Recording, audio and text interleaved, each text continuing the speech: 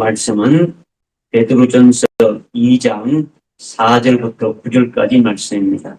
베드로전서 2장 4절부터 9절까지 말씀 제가 공독해 올리겠습니다. 사람들로부터는 정령 버림받았으나 하나님께는 택하심을 받은 귀중한 산돌이신 그분께 나와서 너희도 산돌들로서 영적인 집으로 지어지고 예수 그리스도로 인하여 하나님께서 기뻐하실 영적인 제물들을 드리는 거룩한 제사장이 되느니라.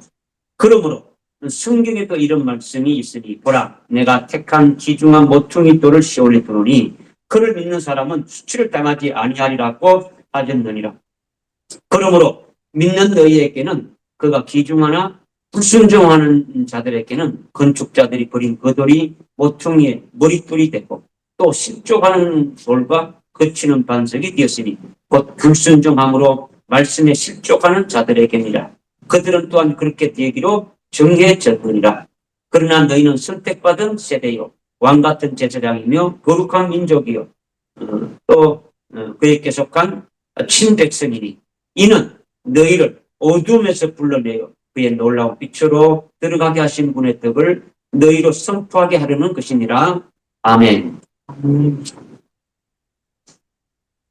어떻게 그게 잘 들립니까? 예.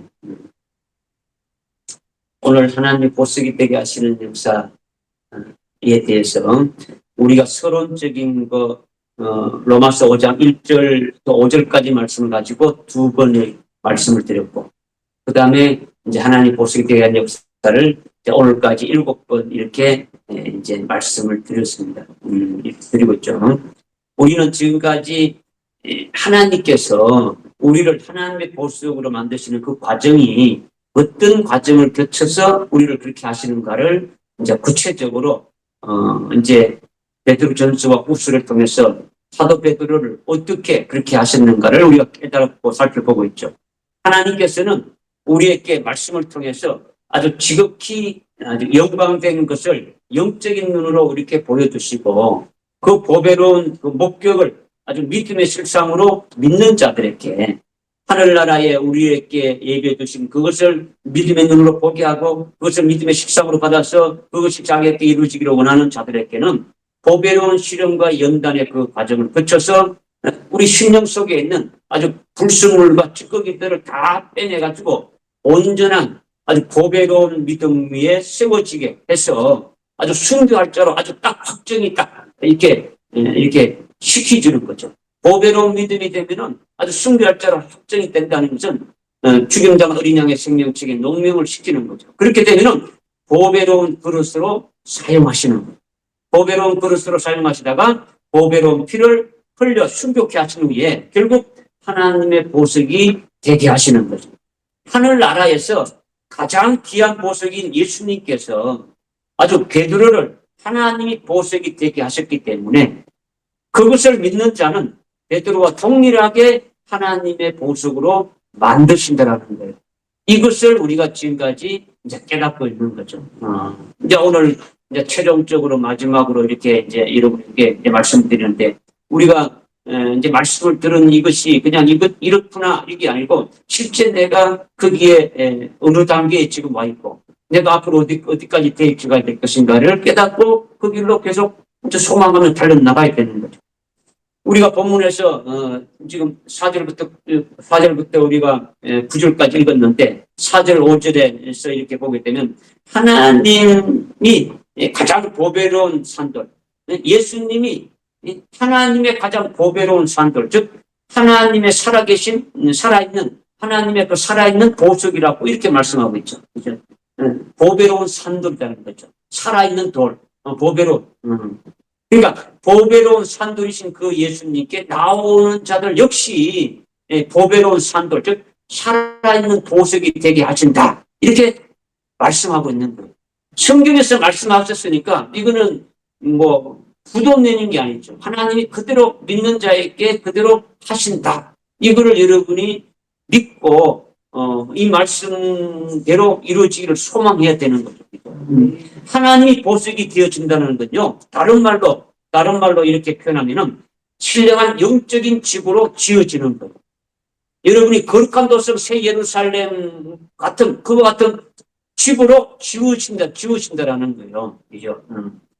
그러니까 예수 그리스도로 인해 가지고 영적인 아주 집으로 완성되어지게 되면은 하나님이 기뻐하시는 아주 영적 제물을 드리는 거룩한 제사장이 되어진다.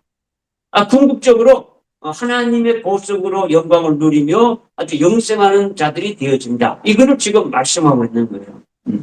여러분이 뭐 여기 지금 이게 아주 그 4절부터 9절까지 아주 핵심적인 말씀을 여러분이 이게 얼마나 읽었는지 모르겠지만은 여러분이 이것을 읽고 지금까지 우리가 주일마다 모두 수요일마다 그다음에 금요일마다 했던 말씀들이 이 속에 다 아주 포함되어 있는 거예요. 이 말씀이 핵심이 돼가지고 다 나왔다고도 볼 수가 있는 거예요. 그죠? 그러니까 6절에 보니까 오늘 6절에 보니까 6절에 이 말씀 그러므로 성경에 이런 말씀이 있으니 이 말씀이 어디 있냐면 이사야서 28장 16절에 예언된 말씀이죠. 그죠? 그 말씀 그대로 이루어진다라는 거죠. 하나님께 보배로운 산들이신 예수를 믿는 자들에게는 그가 아주 귀중한 보석이 되지만 보배, 티메가 이렇게 되지만은 예수를 거부하고 예수님께 불순종하는 자들에게는 예수님이 오히려 그들에게는 그치는 돌, 아주 걸려서 넘어지는 돌이 되고 아주 수적하게 하는 돌이 된다. 이렇게 이제 말씀하고 있는 거예요. 이거는요, 이미 로마서 9장에서 쭉 말씀하고 있는 거예요. 9장에서도. 이게 동일한 말씀을 가지고 있죠. 그러니까 하나님의 보배로운 산돌이신 예수님께 나오는 자들은 예수님 안에서 신령한 영적인 집으로 아주 만들어지고 아주 길러지고 아주 온전하게 되어져서 하나님의 보석이신 아주 예수님과 똑같이 하나님의 보배로운 아주 산돌이 되어지는 것을 우리에게 아주 말씀해 주고 있는 거예요. 그러니까 9절에 너희는 선택받은 세대여 개혁성경에는 택하신 족속이여 이렇게 나오는데 아주 너희는 선택받은 세대여 왕같은 제사장이다 이렇게 지금 말씀하고 있지 않습니까? 그러니까 이것을 가지고 우리는 지금 현재 왕같은 제사장이야 막 이렇게 지금 말을 하지 않습니까? 그렇죠? 이 말씀을 여러분들이 4절부터 여러분이 깨달았다면 이 9절의 말씀도 여러분이 확 들어올 수 있는 거예요. 그렇죠? 왜? 이미 하나님의 보석이 되는 것이 언제 되어지느냐 이거를 여러분이 깨달으면 이 9절의 말씀이 언제 이것이 또 되어지는가도 깨달아질 수가 있더라는 거예요. 그러니까 여기서 너희라는 것은 베드로전서 2장 1절부터 8절까지 말씀으로 만들어진 하나님의 보석이 된 너희를 말하는 거예요. 너희. 그러니까 9절의 너희라는 것은 갑자기 우리 모두를 말하는 게 아니더라는 거죠. 그죠? 이미 2장 1절부터 쭉 해가지고 이미 하나님의 보석이 된 그와 같은 자들에게 말하는 거죠. 그러니까 하나님이 보석이 된 너희는 왕 같은 제사장이 된다고 우리에게 말씀해 주시는 거죠. 왕 같은 제사장은 어떤 자를 말하느냐? 다윗과 같이 왕으로 통치하는 그 왕이죠. 통치한단 말이에요. 그죠? 그 다음에 아비아달과 같이 사무엘하 그 15장에 보면 아비아달이 나오지 않습니까? 그죠? 아비아달이 참 대제사장으로서 하나님의 백성을 하나님 앞에 올바로 아주 예배 드리도록 이렇게 인도하는 그 직분을 말하는 거죠. 그 대제사장이라는 것은 그죠? 그러니까 하나님이 보석이 되면 우리가 하나님의 보석이 되어지게 되면은 주님께서 재림하셔서 세우실 아주 그리스도의 나라, 주님이 재림하시게 되면은 세우시는 나라가 있는데 그 나라가 우리는 1000년간 세워진다 해가지고 천년왕국이라 하지 않습니까? 그죠? 그 천년왕국에서 만왕의 왕이신 그 주님과 함께 재림하신 주님과 함께 왕으로 제사장으로 하나님의 백성들을 다스리고 아주 예배드리는 보배로운 직분을 받게 될 것을 우리에게 말씀해 주신다는 거예요. 할렐루야. 믿어지십니까? 이걸 여러분이 믿어야 되는 거죠. 그죠? 히브리서 2장 5절부터 9절에 이렇게 보게 되면은, 여러분 이렇게 히브리서를 통해서 읽고 또 로마서 8장 19절부터 23절에도 동일한 말씀이 나오는데, 오늘날 모든 피조물들은 우리 앞에 복종하지 않잖아요. 사자 이리 와, 그럼 옵니까? 안 오잖아요. 코끼리 이리 와, 그럼 옵니까? 안 오잖아요. 그죠? 저 공중에 날아가는 새들 보고 오라 그러면 뭡니까? 안 오잖아요. 그죠? 그러니까 모든 만물들은 우리 앞에 복종하지 않지만은 주님이 재림하신 그날이 되면은 모든 피조물들이 아주 하나님이 보석이 된 자들에게, 즉 천년 왕국의 왕들이 된 자들에게 아주 복종하게 되어질 것을 말씀하고 있는 거예요. 그죠? 히브리서 2장 5절, 6절, 7절, 8절, 9절의 말씀이 그다는 거죠. 그죠? 이 말씀은 하나님께서 주님이 재림하셔서 세우시는 그 천년 왕국에, 그때에 하나님의 보석이 된 자들을 하나님의 성전, 즉 천년 왕국의 그 성전, 천년 왕국의 교회에 아주 기둥을 삼으신다라는 거예요. 요한계시록 3장 13절에 그렇게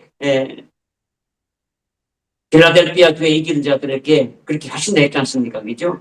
그래서 천년 왕국 교회의 기둥으로 세우시고 왕 같은 제사장으로 아주 통치하게 하신다는 거죠. 왕으로 제사장으로 통치하게 하시는데 그때 모든 피조물들이 복종한다라는 거예요. 모든 피조물이 복종하는 거예요. 그래서 이미 이사야서 11장, 35장, 65장 이런 데서 천년 왕국 때 이루어질 그 사건들을 쭉 이렇게 말씀하고 있지 않습니까? 그죠? 그러니까 이 말씀은요, 지금 여기 히브리서 2장 5절부터 9절에 이런 말씀, 로마서 8장 19절부터 23절 이 말씀들은요, 우리가 최종 하나님의 보석으로 만들어진 상태가 어떠한 것인가를 우리에게 가르쳐 주시는 말씀이라는 거죠. 즉, 여러분이 하나님이 보석이 되실 때 여러분의 만들어진 하나님의 보석이 된 상태가 어떠한 위치에 있는가를 보여준다는 거죠.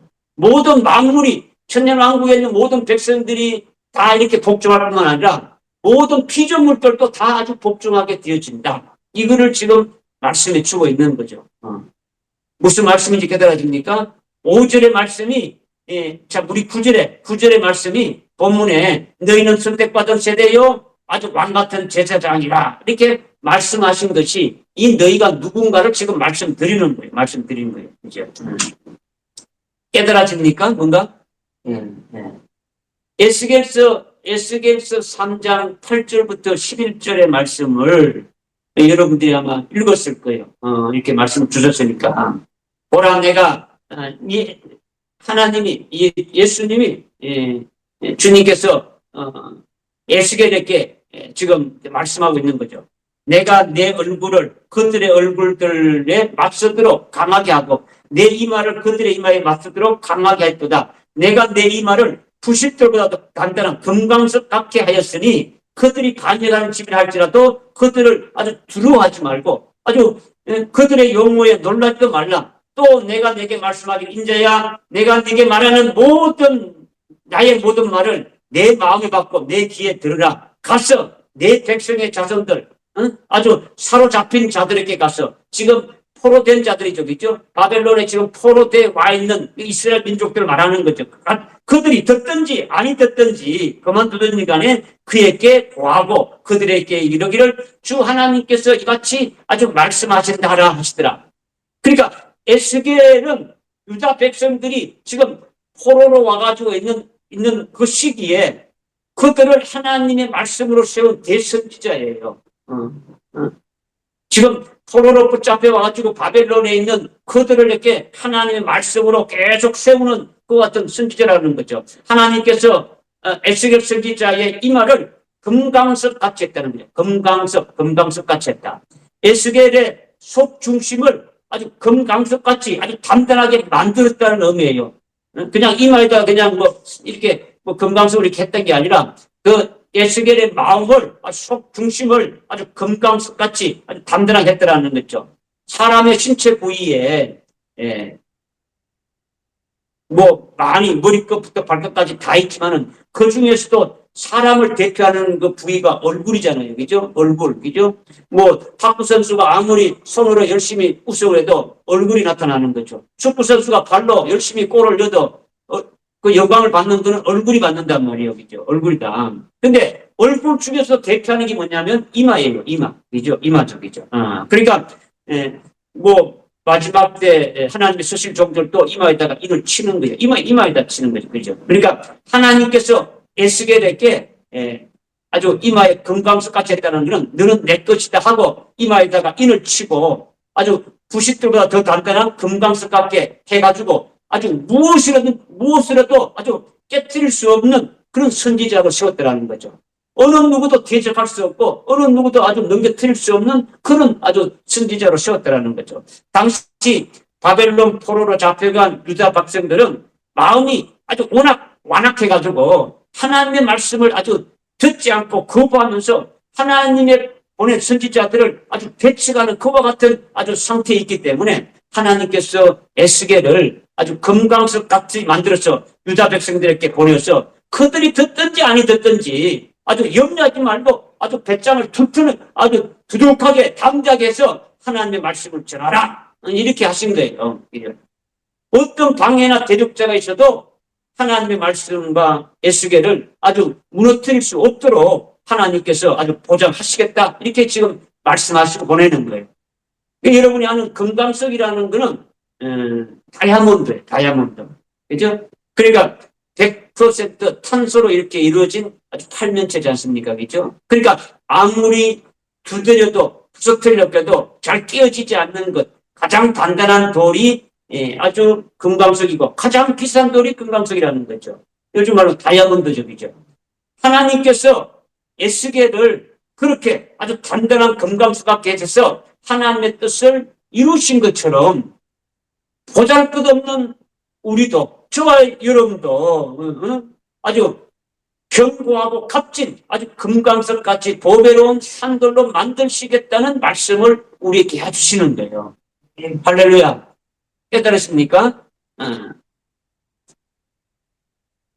본문 베드로 전서를 기록하고 있는 사도 베드로, 하나님의 보석이 되기 이전에 이 사도 베드로가 어떤 자였습니까? 요나의 아들 시몬이었지 않습니까? 그죠? 요나라는 건요, 비둘기라는 거죠. 그러니까 요나의 아들이니까 비둘기 새끼 같은 아주 연약한 베드로 시몬이었단 말이에요. 시몬이었다. 응? 그런데 요나의 아들 시몬이 어떻게 됐느냐? 여러분이 잘 아는 마태복음 16장 21절 이하에 보면 예수님이 십자가에 죽임 당할 때에 죽임 당하게 될 그 하나님의 계획을 아주 깨닫지 못하고 주님이 내가 이제 올라가게 되면은 아주 예루살렘에 올라가게 되면은 대제사장과 서기관들에게 이제 이렇게 죽임을 당하게 되고 3일 만에 이렇게 다시 살아나게 된다는 것을 말씀했을 때 베드로가 어떻게 했습니까? 하나님이 하실 그 계획을 깨닫지 못하고 아주 막으면서 사람의 일만을 생각했던 시몬이었단 말이야. 주님이 책망했지 않습니까? 네가 하나님의 일을 생각하지 않고 어떻게 사람의 일을 생각하나 하면서 주님이 책망했지 않습니까? 그러던 베드로가 그것을 깨닫고 베드로전서 2장 21절에 어떻게 말씀했습니까? 우리는 주님의 발자취를 따라서 가야 된다. 주님의 고난의 길과 십자가의 죽임 당하시는 순교의 길을 따르라고 아주 증거하고 있는 거예요. 계속 증거하고 있는 거죠. 마태복음 26장 36절 이하에 보게 되면 예수님께서 십자가의 죽임을 앞두고 겟세마네 동산에서 기도할 때에 시몬 베드로에게 아주 몇 번이나 아주 깨어있으라고 계속 이렇게 말씀했지 않습니까? 그죠? 그렇지만은 예수님은 아주 심히 슬퍼서 아주 죽을 지경으로 기도하고 계실 때에 뭐 한시도 주님과 함께 기도하지 못했던 시몬 베드로라는 거죠. 그런데 베드로전서 1장 13절에 이렇게 보게 되면은 예수님께서 재림하실 때에 너희를 아주 보석으로 만들어가지고 아주 귀하게 하실 그 은혜의 생각을 경고히 아주 동이고 아주 깨어있으면서 그 은혜를 잊지 말고 끝까지 바라라. 끝까지 그 바라고 기도하고 계속 나가야 된다. 이렇게 증가하고 있는 거죠. 이거는요, 아주 비둘기 새끼같이 연약한 그런 요나의 아들 시몬이 아니라 이제 이 요나의 아들 시몬이 변해가지고 어떻습니까? 견고한 돌인 베드로, 페트로스. 그러니까 보배로운 아주 산돌이 되었다는 의미를 지금 우리에게 해주고 있는 거죠. 그것뿐만 아니지 않습니까? 그죠? 또 뭐 있습니까? 요한복음 20장 9절에 보게 되면 베드로가 예수님이 십자가에 죽으시고 장사됐던 그 무덤에 갔지 않습니까? 그죠? 안식 후 첫날에 가서 보니까 빈 무덤인 걸 보고서 주님이 부활하신 것을 믿지 못했단 말이에요. 주님이 살아생전에 십자가에 죽임 당하기 전에 내가 죽었다 살아난다는 말씀을 몇 번 했는데도 믿지 않았단 말이에요. 믿지 않았단 말이에요. 그 빈 무덤을 보고도 믿지 않고 그러니까 털털털털 걸어가지고 그냥 집으로 걸어간 거예요. 그리고 그러니까 문을 꼭꼭 잠그고 있었지 않습니까? 그죠? 그런데 베드로후서 1장 17절 이하에 보면 지극히 큰 영광을 우리가 봤다. 마태복음 17장에서 베나산에서 주님의 그 영광된 모습을 봤다. 자신도 부활의 영광을 입을 것을 믿고 증거하는 베드로가 되어진 거예요. 부활하신 것을 믿었게 되어진 거예요. 그것을 아주 강하게 아주 증거하는 거죠. 이렇게 하나님의 보배로운 산들이 된 베드로는 여러분들이 베드로전서 4장에 보게 되면은 4장 5장에 보게 되면 특별히 그러니까 예수님을 죽인 대제사장들 앞에서 대제사장 앞에서 예수가 그리스도인 것을 담대하게 증거하는 것을 볼 수 있는 거죠. 너희가 십자가에 처형한 그 예수가 하나님께서 죽은 자 가운데서 살리셔서 너희와 우리의 구주가 되게 하셨다. 성전 미문에 안전병이 있었던 이 안전병이를 그 예수가 아주 고쳐주셨다. 아주 담대하게 막 증거하는 거예요. 그죠? 예수는 너희 건축자들이 버린 아주 모퉁이 돌이지만은 하나님께서 모퉁이의 그 머릿돌이 되게 하셨다 하면서 막 담대하게 계속 막 증거하지 않습니까? 그죠? 얼마 전까지만 해도 아주 어린 계집아이 앞에서 뛰었습니까? 떨면서 주님을 저주하면서 아주 부인했던 시몬 베드로. 예수님을 죽인 자들이 무서워가지고 아주 문을 잠그고 숨어 있었던 그가 완전히 변해가지고 오히려 예수를 죽인 대제사장과 서기관들 무리 앞에서 담대하게 예수가 그리스도인 것을 아주 증거하는 것을 볼 수가 있는 거예요. 이것이 바로 뭐냐? 에스겔을 금강석처럼 강하게 하셨던 역사와 똑같이 그렇게 하나님이 하셨다라는 거죠. 주님이 하셨다라는 거죠. 금강석같이 된 베드로 더 이상 요나의 아들 시몬이 아니에요. 그죠? 또한 시몬 베드로도 아니더라는 거죠. 주님께서 너는 베드로라 이렇게 말씀하신 대로 금강석같이 아주 견고하고 보배로운 산들이 되게 하셨다라는 거예요. 할렐루야. 지금 이 앞에서 지금 베드로에 관해서 지금 2장 5절, 베드로전서 2장 5절에 우리를 보배로운 산들이신 아주 예수 그리스도인하여 보배로운 산들이 되어지고 영적으로 집으로 지어진다는 것이 뭔가를 지금 쭉 살펴본 거예요. 베드로를 통해서 어떻게 우리를 동일하게 그렇게 아주 보배로운 집으로 보배로운 보석으로 만드시는가를 우리가 살펴보고 있는 거죠. 보배로운 믿음으로 세워지게 되면은 아주 보배로운 그릇으로 사용하시다가 보배로운 피를 흘린 후에 비로소 하나님의 보석으로 완성되어지는 거예요. 할렐루야. 깨달아지십니까? 그죠? 그러니까 베드로전서 2장 4절 5절에 사람들로부터 정령 버림을 받았으나 하나님께는 택하심을 받은 보배로운 산들이신 그분께 나가서 너희도 산들로서 영적인 집으로 지어지고 예수 그리스도를 하여 하나님께서 기뻐하실 영적인 제물로 드리는 거룩한 제사장이라 되었느니라 하셨듯이 우리가 하나님의 가장 귀중한 보석이신 그 예수님께 나가게 되면은 우리를 하나님의 보석이신 예수님과 똑같은 보배로운 산돌이 되게 해주셔가지고 우리도 그분과 함께한 아주 산돌로서 아주 신령한 영적인 집으로 지어진다고 계속 말씀하고 있는 거예요. 그러니까 우리를 보배로운 산돌로 아주 영적인 집으로 지어주시는 분은 누구라는 겁니까? 우리를 하나님의 그 보석으로 지어주고 또 영적인 집으로 지어주시는 분이 누구라는 겁니까? 이걸 그냥 꼭 이렇게 덮고 있지 말고 누굽니까?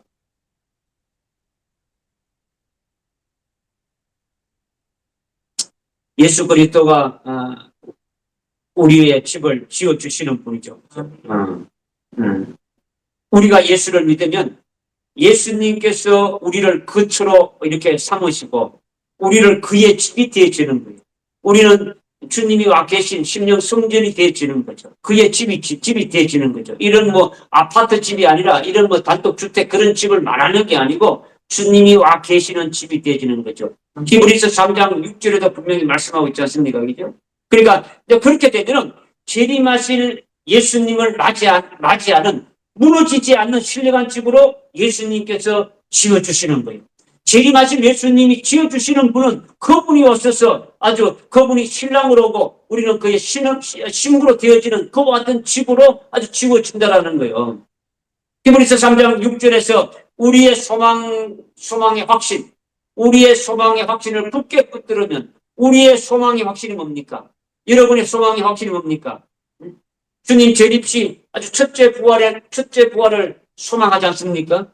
어린 양의 신부가 되는 것을 소망하지 않습니까? 그죠? 만왕의 왕이신 그분과 함께 왕과 제사장으로 통치하게 될 것을 소망하지 않습니까? 그죠? 이런 소망의 확신과 기쁨을 끝까지 굳게 붙들면, 끝까지 붙들게 되면은, 중간에 놓치는 게 아니라 끝까지 붙들고 나가게 되면은, 우리는 그의 집이라. 이렇게 말씀하고 있는 거죠. 우리가 그의 집이 되는 거예요. 그 집을 지어주는 거죠. 앞에 3절에 보게 되면은, 히브리서 3장 3절에 보게 되면, 모세는 하나님의 집에 종으로 있으면서 종의 집에서 아주 일하는 그와 같은 자였지만은 예수님은 그 집을 지으시는 분이시다라는 거죠. 이스라엘 백성들을 아주 가나안 땅까지 이렇게 쭉 출애굽해서 인도해 가는 그 모세는 그 하나님의 집들, 하나님의 백성들의 종으로 이렇게 살았지만은 예수 그리스도는 하나님의 집을 지으시는 분이다. 그들 하나님의 그 이스라엘 백성들의 모든 것을 지으시는 분이시다. 이것을 지금 말씀하고 있는 거예요. 그죠?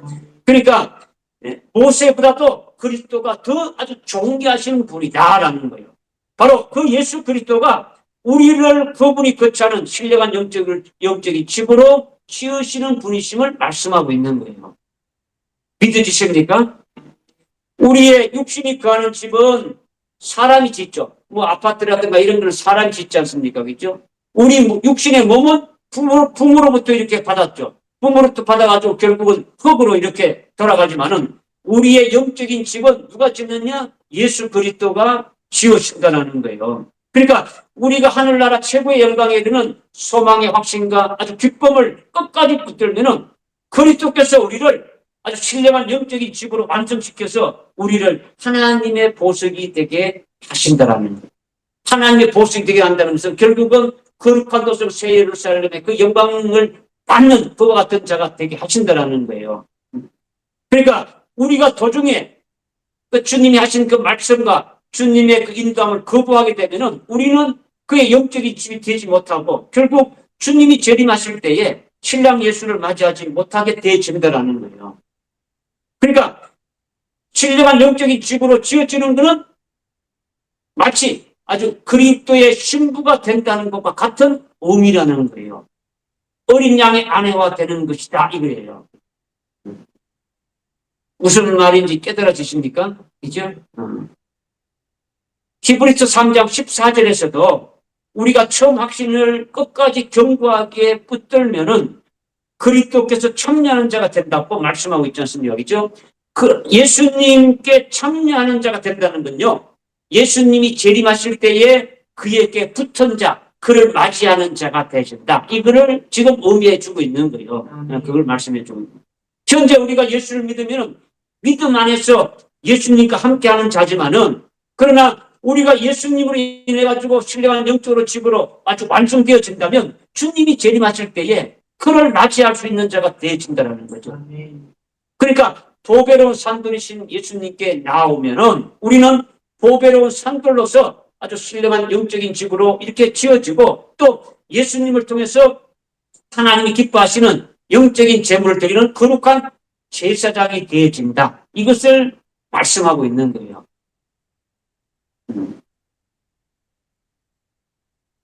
어려워서 잘 깨닫지 못하겠습니까? 깨닫적이죠? 무슨 말인지 이해하적이죠? 그러니까 우리는 예수 안에서 제사장인 것과 동시에 나 자신이 산제물이 되어야 되는 거예요. 내가 예수를 믿음과 동시에 아주 제사장인과 동시에 제사장은 뭡니까? 하나님 앞에서 예배 드리는 자죠. 그죠? 성전에 들어올 구약의 성전 안에 들어올 수 있는 자들은요. 제사장 외에는 들어올 수가 없어요. 그래서 주님이 십자가에서 율법을 완성시켰지 않습니까? 그래서 우리로 하여금 그 예수를 믿는 자가 예수님이 대제사장이 되시는데 대제사장이신 예수님과 하나로 연합된 자들은 우리로 제사장으로 세워가지고 우리도 하나님 앞에 나와서 예배 드릴 수 있는 자로 세워놓으신 거예요. 그리고 주님이 제물이 됐듯이 우리도 산 제물로 이렇게 되어져야 된다는 것을 먼저 말씀을 드리는 거예요. 그죠? 그래서 산 제물로 하나님께 드려지는 것이 예배인데 이 예배가 바로 영적 예배의 삶을 우리가 날마다 살아가야 된다라는 것을 말씀하는 거예요. 그죠? 자신을 날마다 산제물로 드려지는 아주 영적 예배의 삶을 사는 성도는 능히 마지막 7년 환란 때도 아주 순교 제물로 보배로운 피를 흘릴 수 있는 자가 되어진다는 거예요. 오늘날 이 언제 시대 때는 자기 멋대로 예배드리고 자기 멋대로 하다가 나중에 숨겼다. 이건 될 수가 없는 거예요. 그죠? 오늘날 우리가 아주 그리스도 안에서 아주 제사장님과 동시에 아주 우리가 산제물이 되어서 하나님이 기뻐하시는 그 같은 영적인 예배를 드려야 되는 거죠. 로마서 12장 1절에서 말씀하고 있는 것처럼 하나님이 기뻐하는 예배가 뭔 어떤 예배냐? 아주 그냥 나왔어 하나님 앞에 나와서 예배 드리면 다 하나님 기뻐하냐? 그게 아니더라는 거죠. 그죠? 제물로 드리라는 거죠. 우리가 제물이 되어야 돼. 어떻게 제물이 되어야 되냐? 이거는 수없이 말씀드렸으니까 여러분이 말씀 안 들어도 알지 않습니까? 그죠? 내가 그리스도와 함께 아주 옛사람이 죽어져 버리고 그리스도 하나 연합된 아주 그와 같은 자로 그리스도의 거식된 자로 예배를 드려야 되는 거죠. 이것이 산제물이 되어지는 거죠. 그죠? 그러니까 지금 베드로전서 2장 9절에 너희는 택하신 족속이요 왕 같은 제사장이라고 지금 말씀하는 거예요. 이런 자들을 통해서 지금 말씀하는 거예요. 오늘날 은혜 시대 때도 동일하게 제사장과 같은 그와 같은 자로 하나님께 드려지는 그와 같은 삶이 되어진 자들이 결국은 환난 날에 가서도 순교를 통해 가지고 하나님 앞에 드려지는 순교의 제물로 바쳐줄 수 있음을 말씀하시는 거예요. 그러니까 우리를 신령한 영적인 집으로 지으시는 분이 예수님이시고 그분이 우리를 하나님의 보석으로 만드셔서 의가 거하는 새하늘과 새 땅에서 왕같은 제사장으로 세우시는 분이 예수님이시다라는 거예요. 믿어지십니까?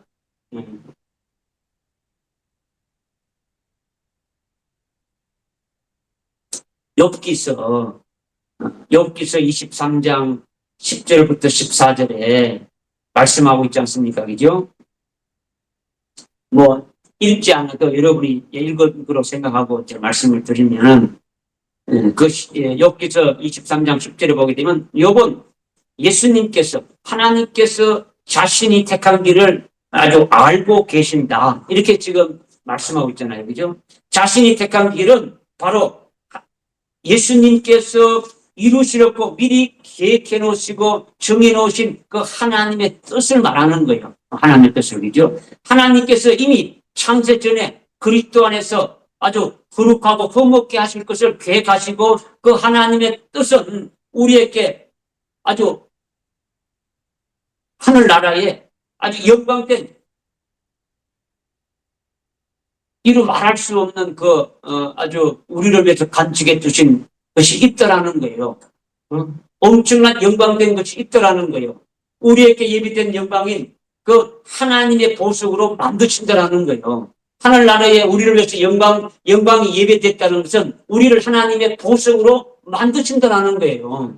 하나님께서 이미 계획하신 그 뜻은 우리는 뒤늦게 보배로운 목격을 통해서 알고 깨닫고 믿게 되어지지만은 이미 그것은 창세전에 하나님께서 우리를 위해서 어떻게 하실 것인가를 이미 다 아주 계획해놨다라는 거죠. 그죠? 계획해놨다.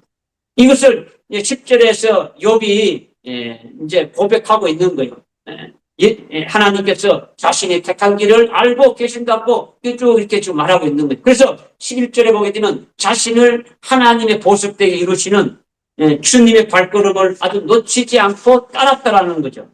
그리고 12절에서 그의 입술에서 아주 명령에서 돌이키지 않았다. 주님이 말씀하시는 것에서 끝했다는 거죠. 이것이 하나님의 보석이 되는 그 과정인 아주 순교할 수 있는 신앙으로 올라서기까지의 말씀을 아멘! 하고 아주 받고 끝까지 믿음으로 아주 순종함이 온 거예요. 순종함이 왔단 말입니다. 그래서 14절에 결론적으로 말하기 뭡니까? 주님은 자신에게 정해놓으신 일을 행하시는 분이다. 이렇게 아주 고백하고 있는 거예요.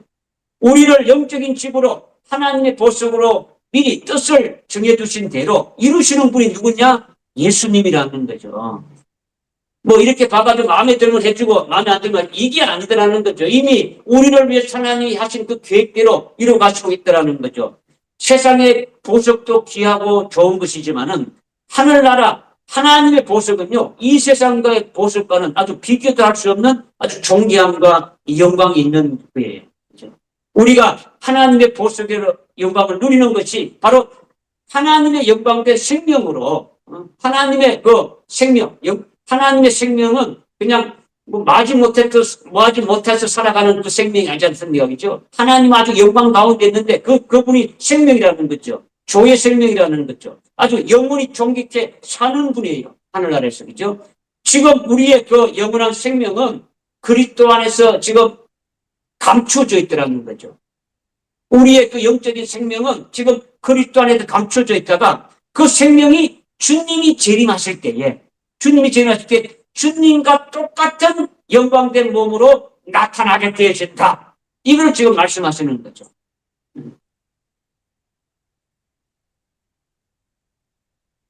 황민아 자매님 잘 안 깨달아지죠, 이 부분은? 이죠?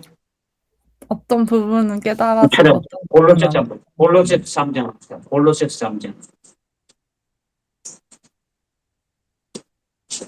골로새서 3장.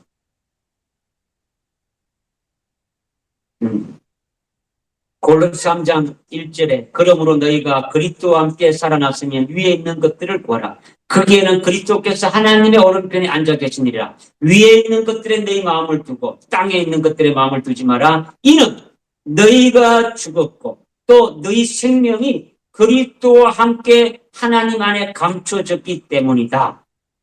지금 우리의 생명이 그리스도 안에서 지금 감춰져 있더라는 거죠. 그런데 우리의 생명이신 그리스도께서 나타나실 때에 그때 너희도 그와 함께 영광 가운데 나타날 것이다. 주님이 재림하실 때에 우리가 부활하게 되는데 이 부활하게 되는 것은 뭐가 부활하게 되느냐?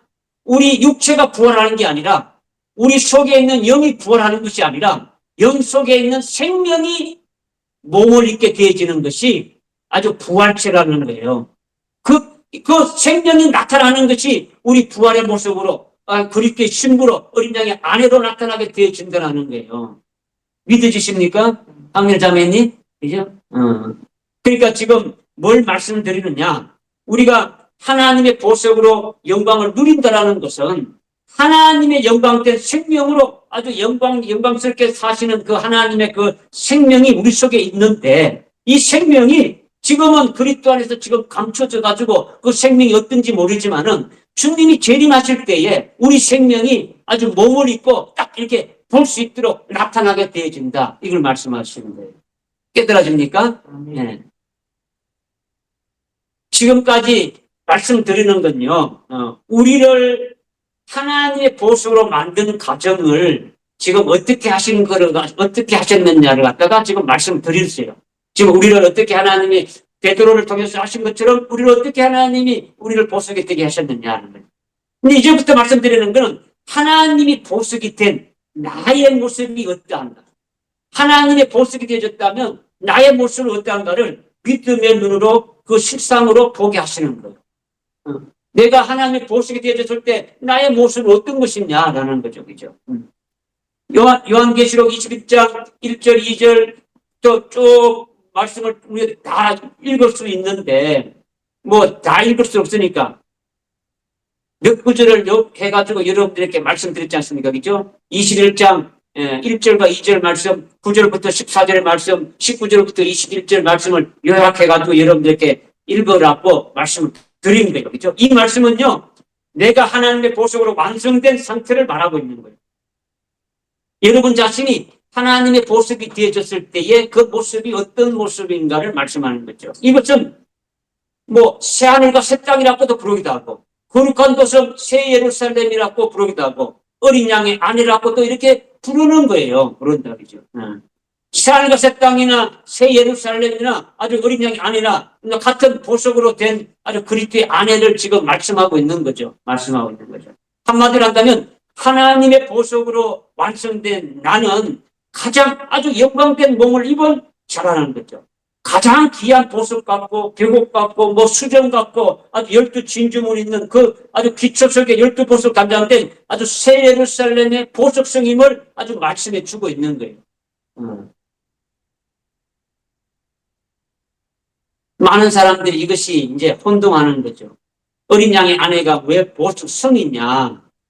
거룩한 도성 새 예루살렘은 하늘 나라를 말하고 뭐 이렇게 말하는데 이미 우리는 이거는 말씀을 이미 몇 번이나 깨달았으니까 여러분이 이제 알고 깨닫고 있는 상태에서 제가 말씀을 드리는 거예요. 21장 1절과 2절에 보게 되면은 또 내가 새하늘과 새 땅을 보니 처음 하늘과 처음 땅은 사라지고 바다도 더 이상 있지 아니하더라. 나 여호와는 거룩한 도성 새 예루살렘이 하나님께로부터 하늘에서 내려오는 것을 보았는데 마치 신부가 아주 자기 남편을 위해 담양같이 예비되었다. 이렇게 지금 1절과 2절에서 말씀하고 있는데 새하늘과 새 땅이 무엇을 말하느냐. 지금 여러분께 말씀드리는 것은 하나님이 보석이 된 나의 모습이 어떤가를 믿음의 식상으로 지금 보라는 것을 말씀드리는 거예요. 그죠? 하나님이 우주를 창조하실 때에 복수 개념의 하늘들을 창조했어요. 눈에 보이는 이 공중에 새가 날아다니는 스카이, 비행기가 날고 새가 날아다니는 이 공중 하늘도 만들었고, 해가 달과 별들이 있는 궁창 하늘도 만들었고, 하늘나라, 신령계, 이 하늘나라 또 만드신 거예요. 그죠? 그러니까 창세기 1장 1절에서 창조하신 하늘과 땅은 우리가 살고 있는 하늘과 땅이고, 하나님이 계신 하늘나라도 하늘인 것을 우리께 또 말씀해 주고 있는 거예요. 그죠? 그런데 여기서 말하는 하늘들과 땅, 하늘과 땅은 뭘 말하느냐?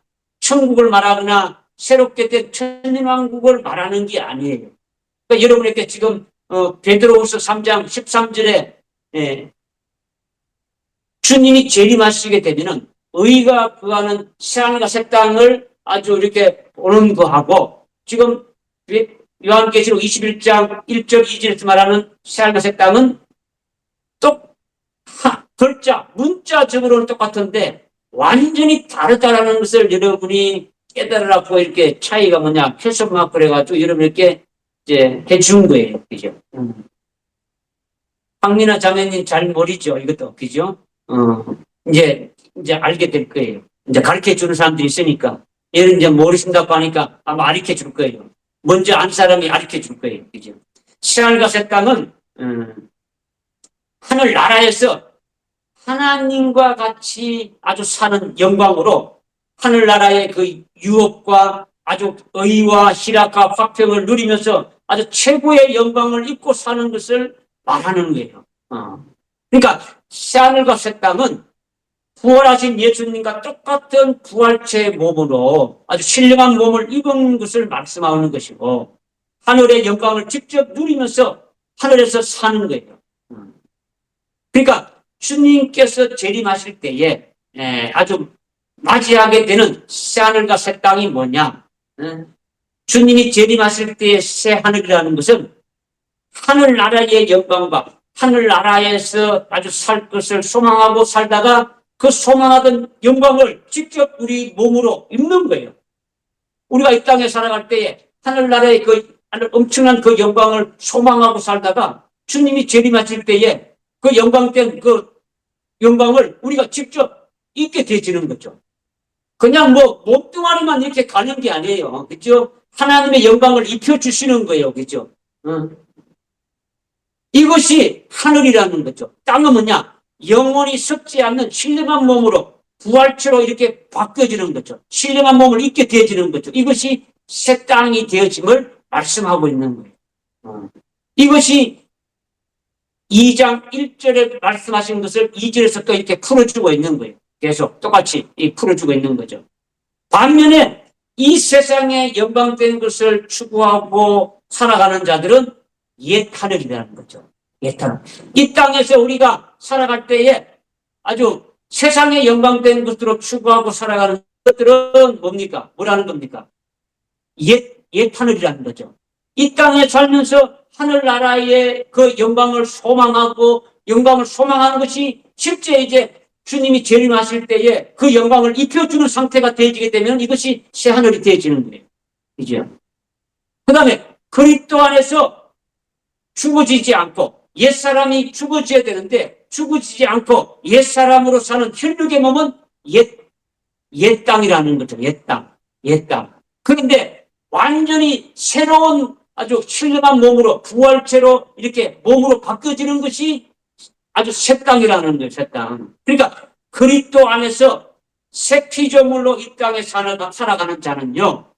예수를 믿는 믿음으로 살아가는 영적인 존재라는 말이에요. 영적인 존재다. 새 피조물이라는 그 자체. 고린도후서 5장 17절에 보면 누구든지 그리스도 안에 있으면 새로운 피조물이라. 그러면 여러분이 그리스도 안에서 새 피조물이 되어졌다면 이 새 피조물이 뭐라는 겁니까? 여러분이 그냥 육신의 몸을 가지고 있는 이것이 새 피조물입니까? 이걸 새 피조물이라고 하는 거죠. 그죠? 새 피조물이라는 자체는요. 육신의 눈으로 보이지도 않아요. 손으로도 만질 수도 없는 거예요. 그죠? 그러니까 보배로운 피를 흘리고 아주 순교한 이후에 하늘 나라에서 첫째 부활의 영광을 입은 몸, 즉 영원한 아주 영광된 아주 영체의 그 변화된 몸이 바로 새 땅이 되어지게 되면 직접 만질 수 있습니까? 없습니까? 그거는 만질 수가 있죠. 보입니까? 안 보입니까? 보죠. 볼 수 있는 부활의 몸이 아주 새 땅이 되어지는 거죠. 그죠?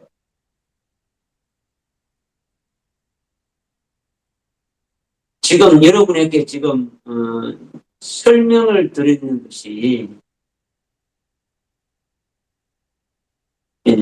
우리가 그리스도 안에 있으면은 이 땅에 살아가는 이 땅에 아주 그 살아가는 그 새 피조물로 그리스도 안에 새 피조물 돼서 살아가는 자는 예수를 믿는 믿음으로 살아가는 영적인 존재잖아요.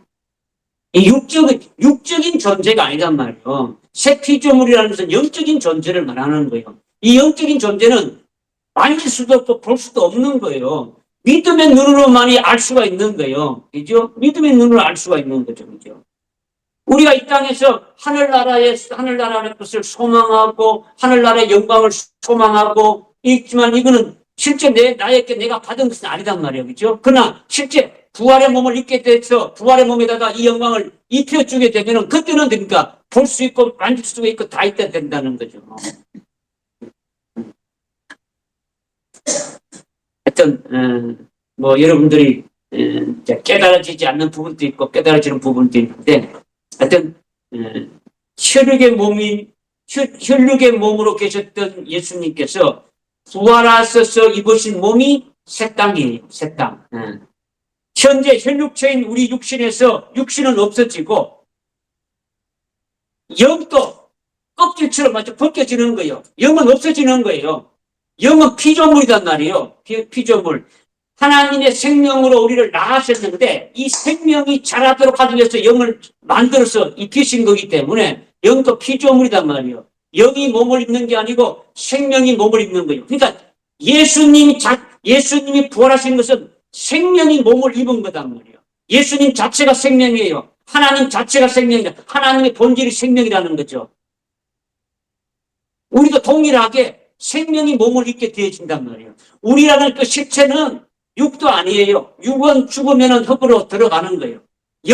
영혼이 하늘나라에 가는데 영도 어떻게 됩니까? 우리가 몸을 입게 될 때는 그 속에 있는 생명이 몸을 입게 되고 그 생명이 우리의 아주 본체라는 거죠. 우리의 나의 주체가 뭐냐? 나의 주체는 생명이 나의 주체가 되는 거죠. 하나님 앞에 생명이 아주 나의 어떤 주체가 돼가지고 하나님과의 관계가 맺어지게 되어지는 거죠. 믿어지십니까? 하여튼 새하늘과 새 땅으로 되어지는 것이 나의 모습이다. 그 다음에 새 예루살렘이 대해서 21장 9절부터 14절에 보게 되니까 예? 예, 이제 사도 요한을 보고 아주 7재앙을 담은 7호리병을 가진 천사 중에 하나가 와가지고 이리 오라 해가지고 내가 너에게 어린 양의 신부를 보여주리라 하고 아주 영안을해서 이끌어가지고 높은 산에 가서 보여주는데 어린 양의 아내가 뭐라고 나옵니까? 거룩한 도성, 아주 큰 도성, 거룩한 예루살렘이 아주 하나님께로부터 이렇게 내려가는 것을 이렇게 보여주었지 않습니까? 그죠? 어린 양의 아내가 새 예루살렘이라는 것은 그 새 예루살렘의 모습이 그 뒤에 보면 하나님의 영광이 있어가지고 도성의 광채가 가장 기약 보수 같고 벽옥 같고 수정 같고 뭐 이렇게 쭉 나오지 않습니까? 그죠? 그러니까 이 뭐냐면 어린 양의 아내가 받은 그 영광이 뭔가를 우리에게 설명해 주기 위해서 말씀하신 거예요. 그냥 어린 양의 아내가 뭐 반지를 끼고 금관을 쓰고 뭐 옷을 금으로 입고 이렇게 한 것이 아니고 그 영광이 어떤 영광인지를 갖다 우리에게 아주 명확하게 아주 깨닫게 하게 해주기 위해서 지금 말씀해 주고 있는 거죠. 21장 아주 19절 21절에도 추가적으로 이렇게 아주 말씀하고 있지 않습니까? 성곽의 기초성이 뭐다 그러면서 뭐 12보석성이 쭉 있고 그 도성의 거기는 순금으로 되어 있고 아주 투명한 유리로 되어 있다. 뭐 이렇게 되어 있는 거예요. 그죠? 이 땅에 있는 보석이 아니란 말이에요. 아주 여기 도성의 거리가 금인데 투명한 금이 있어요, 없어요, 이 땅에? 투명한 보석이 없잖아요. 금이 없잖아요, 그죠? 없는 거예요, 그죠? 그 다음에 아주 그 어린 양의 신부가 되는 그 거룩한 도성 새 예루살렘은 벽옥 같고, 아주 뭐 수정 같다라는 거는 벽옥도요, 다 보이는 게 벽옥이에요. 끝까지 딱 완전 뻥 뚫려서 보이는 거예요. 수정도까지 뚫린 것처럼 보이는 거예요. 그죠? 거룩한 도성 새 예루살렘에 하나님과 함께 있는 그들의 모습들이 모든 사람들이 다 볼 수 있는 거예요. 하늘나라에 있는 사람들은 그들과 함께 영광을 누리고 있는 것들이 어떤가를 다 볼 수 있는 걸 말하고 있는 거거든요. 그냥 감춰져 가지고 도성 안에서 그냥 속닥속닥 하고 있는 그런 걸 말하는 게 아니단 말이에요. 그죠? 이들의 영광이 얼마나 큰지를 다 보는 거예요. 그들이. 그죠? 그러니까 슬피우면서 이를 가는 자들이 있는 거죠. 그죠? 그죠? 나는 왜 똑같이 예수 믿었는데 나는 왜 그 자리에 못 들어가고 하나님 앞에서 가장 가까이에서 그 하나님의 얼굴을 보면서 하나님의 영광을 아주 보면서 같이 지내지는 못하고 나는 왜 이렇게 있냐 이거죠. 그죠? 장차 주님께서 오실 때에 첫째 부활한 나의 모습이 하나님의 보석이 이렇게 된 것이고 그것이 바로 새하늘과 새 땅이 된 것인데 더불어서 아주 보배로운 피를 흘려 숨겨당한 자는 하나님의 보석 중에서도 가장 아주 존귀한 영광을 아주 있게 됨을 우리에게 말씀해 주시는 거예요. 이러한 자들이 바로 새 예루살렘이다 이렇게 말씀하고 있는 거죠. 예루살렘은요 교회를 말하는 거예요. 교회가 높은 차원으로 올라가게 되면은 새 예루살렘이 되어지는 거예요. 여러분이 2장 3장에서 7 금초대 교회를 우리가 깨달았는데 이 7 금초대 교회가 유형적인 교회라고 여러분이 또 생각할 수 있는데 물론 유형적인 교회겠지만 더 세부적으로 알으면 그 교회라는 건 뭡니까? 에클레시아라 해가지고 어디입니까? 예수 그리스도를 믿는 자들이 모인 자들이죠. 교회. 당 그러면은 건물이고 교회는 예수를 믿는 자들이 모인 회중을 말하는 거죠. 그죠? 그러니까 내가 아주 여러분이 교회가 되어지는 거죠. 성전이 되는 거예요. 주님이 계시니까 내가 성전이 되는 거죠. 그죠? 그리고 또 모인 자들이 또 되는 것이 이 교회가 또 되어지는 거죠. 그죠? 그러니까 7 금초대 교회가 어떤 것인가를 여러분이 좀 깨달았지 않습니까? 그죠? 이게 지금 예루살렘이 뭐냐? 교회를 말하는데 아주 교회가 높은 차원으로 이렇게 올라서게 되면은 새 예루살렘이 되어진다. 높은 차원이 됐다는 것은 아주 순교의 신앙에 올라서 그리스도의 어린 양의 신부가 되어지는 차원에까지 딱 쓰게 되면은 보배로운 믿음을 가진 하나님의 보석이 된 자들이 되게 되면은 새 예루살렘이 되어지는 것을 말씀하는 거예요. 그러니까 모든 교회가 새 예루살렘이 되어지는 것은 아니더라는 거죠. 교회에도 대도하는 음료 교회가 있지 않습니까? 그죠? 요한계시록에서 많이 말씀하고 있지 않습니까? 그죠? 환란날에 되게 되면은 일곱 머리 열불 짐승인 적그리스도 등장하게 되면은 모든 종교가 하나로 이렇게 통합된 큰 도성, 아주 바벨 종교로 이렇게 딱 등에 업고 전 세계를 장악하면서 통치하는 아주 적그리스도가 등장해서 자기에게만 아주 이렇게 경배하라고 경배하지 않는 자들은 다 이렇게 죽인다고 요한계시록에서 말씀하고 있지 않습니까? 그죠? 이 말씀하신 때가 이미 가까이 오고 있는 거예요. 다 됐단 말이에요. 마태복음 24장에서 무화과 나무의 비유를 배우라고 말씀하시면서 예수님은 이스라엘의 그 독립을 무화과 나무가 죽었다가 살아나는 것으로 비유하셨는데 현재 예루살렘이 이스라엘이 아주 독립한 후에 한 세대가 흘렀단 말이에요. 한 세대 70년이 지나갔지 않습니까? 그죠? 이런 관점에서 본다면 환란의 때가 진실로 아주 임박하는 것을 여러분이 깨달아야 되는 거예요. 그죠? 그럼 여러분이 어느 새 예루살렘의 그 차원에까지 여러분이 올라가는 자가 되어야 되는 거죠. 그죠? 그러니까 첫째 부활에서 하나님의 보석이 된 예루살렘의 그 모습은 21장 11절에서 아주 구체적으로 말씀해 주고 있지 않습니까? 그죠? 하나님의 영광이 있어서 그 도성의 광채가 가장 귀한 보석 같고 벽옥 같고 수정 같다. 새 예루살렘의 모습이 한마디로 말하면 이와 같이 11절에서 한마디로 이렇게 함축해서 말할 수 있단 말이에요. 그죠? 새 예루살렘의 도성의 광채가 가장 귀한 보석 같다라는 것은 첫째 부활한 자들의 모습이 하늘나라에서 최고로 영광을 입은 하나님의 보석이 된 상태를 지금 말씀해 주고 있는 거예요. 새 예루살렘이 벽옥 같다라는 것도 아주 끝이 아주 빛이도록 아주 파랗고 거룩하고 흠이 없고 아주 투명하고 깨끗하고 맑은 상태를 말하는 거예요. 수정도 마찬가지지, 그죠? 그냥 일반적인 그런 게 아니라 아주 하나님의 보석이 된 그들의 그 상태, 영적인 상태가 뭐냐? 아주 거룩하고 흠이 없고 티가 없고 투명하고 깨끗하고 맑은 상태단 말이에요. 그런 자들이다 하는 거죠. 그죠? 새 예루살렘에는 또 12진주물이 있지 않습니까? 그죠? 이거는 진주같이 귀한 예루살렘성이 되어짐을 말씀하고 있는 거죠. 그죠? 조개 속에 아주 모래와 같은 아주 이물질이 이렇게 들어가면 조개가 몸살을 앓고 뭐 나중에 되니까 그 상처가 나가지고 그것이 나중에 굳어지게 되는 겁니까? 고통 가운데서 아주 참고 참으면서 연결되어진 것이 아주 진주의 결정체로 이렇게 되어지지 않습니까? 그죠?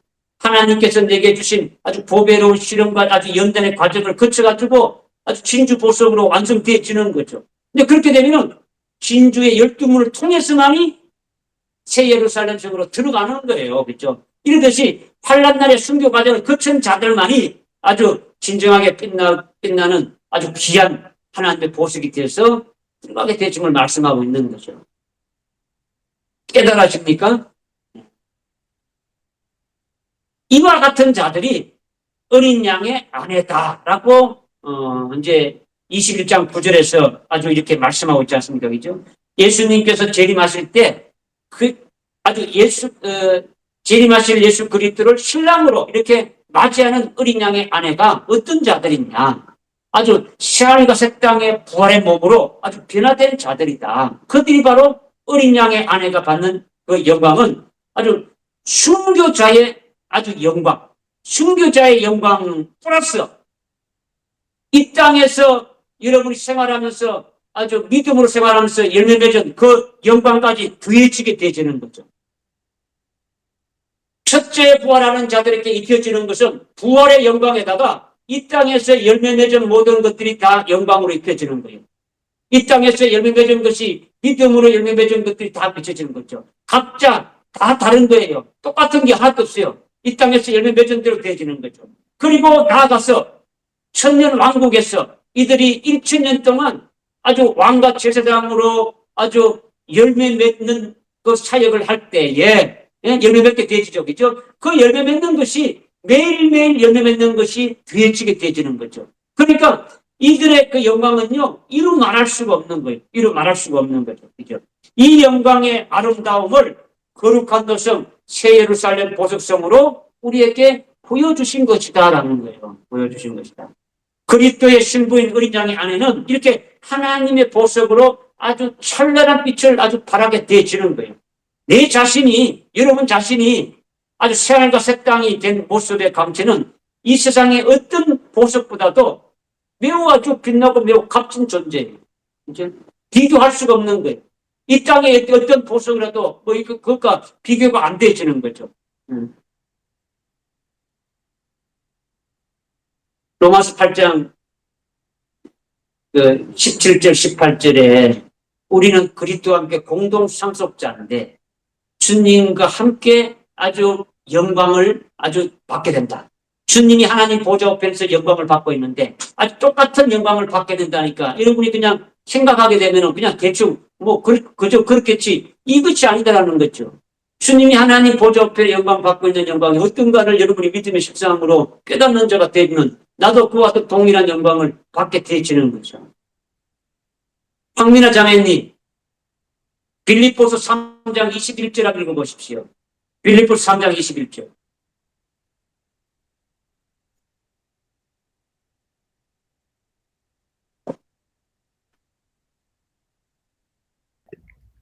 그가 만물을 자신에게 복종시키는 그 능력의 역사로 인하여 우리 천한 몸을 그분의 영광스러운 몸같이 변모시키시리라.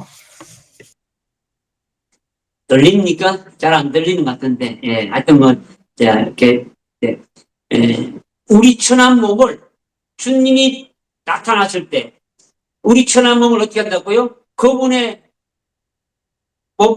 모습과 동일하게 똑같이 만든다는 게, 똑같이 한다는 거예요.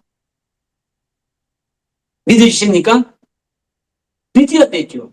말씀하신 뭐, 가짜가 아니고, 뭐, 공수표를 날린 게 아니단 말이에요. 거짓말 한 게 아니단 말이에요. 그죠? 주님이 말씀하신 걸 그대로 이루어주시는 거예요. 그죠? 그러니까 하나님께서는, 우리가 피를 흘려서 하나님의 보석이 되는, 하나님의 보배로운 보석이 되어지는 것을 아주 몹시 존귀하게 여기시는 거예요. 우리로. 순교자의 피를 아주 귀하게 여기시고, 그들로 하여금 최고의 영광 되게 이루시게 아주 주시는 거예요. 하나님께서 나에게 하나님의 보석이 되게 하실 것을 미리 아주 믿음의 눈으로 우리에게 목격했지 않습니까? 나에게 주실 하늘나라 최고의 영광 된 것이 무엇인가를 여러분이 믿음의 눈으로 아주 보게 하고 그것을 본 그대로 아주 이루어지기 위해서 소망하게 되면은 하나님의 약속을 믿고 소망하면서 믿음을 지키는 자에게 여러분에게 아주 보배로운 시련과 아주 연단을 거치게 해가지고 아주 순교의 신앙으로 딱 올라서게 되면 아주 보배로운 믿음으로 아주 딱 세워가지고 어린 양의 생명책에 딱 농명을 하고 그리고 아주 보배로운 그릇으로 이렇게 서시다가 보배로운 피를 흘려서 하나님의 보석이 되게 하신다라는 거예요. 할렐루야. 이거는요, 자신의 마음대로 되어지는 게 여러분이 하고 싶다 해서 되어지는 게 아니에요. 그렇죠? 우리를 신령한 영적인 집으로 지어주시는 분이 누구랬습니까? 예수님이 했다 했죠. 그죠? 그 예수님의 입에서 나오는 말씀, 예수님이 그 부어주시는 그 성령을 통해서 우리를 그렇게 하시도록 일하시는 거예요. 그러니까 우리는 그분을 믿어야 되는 거죠. 그죠? 그분을 믿고 그분을 따라가기만 하면 되어지는 거죠. 그러면은 예수님께서 궁극적으로 나를 아주 하나님의 보석이 되게 하시는 거예요. 주님이 재림하시는 날 아주 어린 양의 아내로 아주 새 예루살렘이 하나님의 보석이 되게 하셔서 신랑 예수님 앞에 아주 서기를 소망하면서 우리가 달려가야 되지 않겠습니까? 그죠? 저와 여러분 모두가 주님이 재림하시는 날 아주 진정으로 귀하고 아주 빛나는 아름다운 하나님의 보석으로 어린 양의 신부인 그리스도의 아주 신부가 될 수 있도록 아주 보배로운 믿음을 가진 순교의 신앙으로 세워지기를 주님의 이름으로 축원합니다.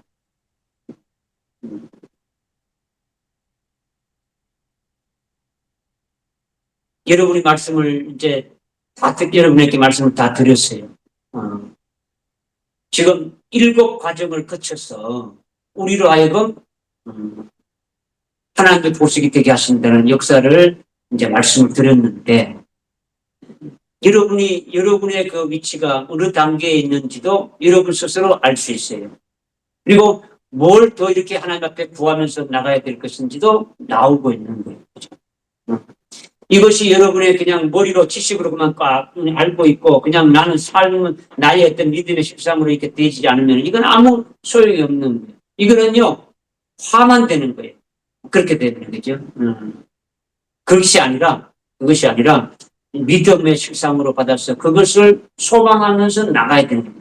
금년 한 해 우리에게 말씀으로 깨어서 아주 그걸 가지고 깨닫고 있는 그 말씀을 가지고 기도하면서 나가는 우리가 되어야 된다는 것을 제가 말씀하셨는데, 이번 주일날 또 참 우리에게 아주 폭탄 같은 그 말씀을 하나님께서 주시는 거예요. 그와 같이 이렇게 되기 위해서. 지금까지 우리가 믿고 알아왔는데, 이 금년 한 해는 그렇게 알았는 것을 더 아주 경험하고 체험하고 확실하게 알았어. 그 안 것이 온전한 믿음이 되고 살아있는 믿음이 되어서 아주 되어 있다면 금년 한 해 환란이 온다 해도 걱정이 안 되는 거예요. 보배로운 믿음으로 딱 세워지게 되면은 뭐 내일이라도 환란이 오도 걱정이 없이 그냥 들어갈 수가 있는 거예요. 그렇게 하시기를 하나님이 금년 한 해 하신다라는 거예요. 두려워할 게 없는 거예요. 뭐 마지막 때가 되고 뭐 환란 온데 내가 그 말씀대로 이렇게 순종에 들어가면 되는 거예요. 말씀대로 순종하고 그냥 따라가면 되는 거예요. 자, 제가 여러분에게 말씀드리는 건 다 드렸는데, 제가 오늘 1시간 빨리 했는 거는요, 이제 이렇게 말씀 드리는 시간도 있고, 또 9시 시작하게 되면 10시가 이렇게 넘으니까, 또 여러분께 특별히 이렇게 말씀을 들었던 것을 한번 조금 나눴으면 좋겠다라는 그런 생각에서 여러분들에게 이제 말씀을 드렸던 거예요. 그래서 한번 이제 말씀을 한번 조금 이렇게 나누기를 원하는데, 우리 찬송가 한 장